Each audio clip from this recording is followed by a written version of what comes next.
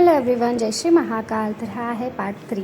काल आपण बघितलं की मी फ्रेश होऊन म्हणजे लंच वगैरे करून गेलेलो आणि मग आवरून बिवरून परत खाली आलो एकदम पार्टी लुक करून आणि आमचा वेलकम केला डान्सनी. तिथे थोडे फोटो वगैरे घेतले, कॉफी घेतली सगळ्यात आधी आणि मग हॉलमध्ये पोचलो. तर तिथे दीप प्रज्वलन वगैरे करून मग कार्यक्रमाला सुरुवात झाली.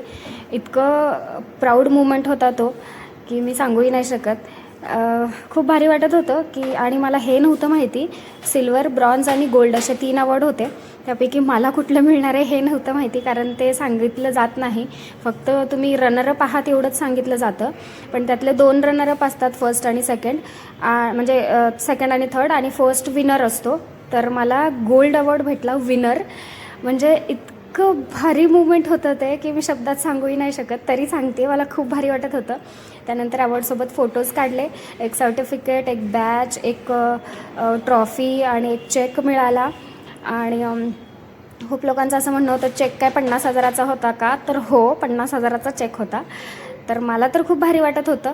आणि तिथून अवॉर्ड घेऊन परत रूमवर गेलो. पहिल्यांदाच हँडल चेंज केली, कारण इतकं पाय लाल झालेलं लिटरली की आपल्याला सवय नसते. रोज स्पोर्ट्स शूज असतात युनिफॉर्मवर, पहिल्यांदा ते चेंज केलं आणि थोडंसं पायांना मॉइश्चरायझर लावलं आणि मग शूज वगैरे घातले, वापस स्निकर्स घातले आपले, कारण खाली पार्टी आहे, फुल डान्स बिन्स होणार होता. आणि मग पोचलो खाली. तर भेटूया पार्ट 4मध्ये. थँक्यू.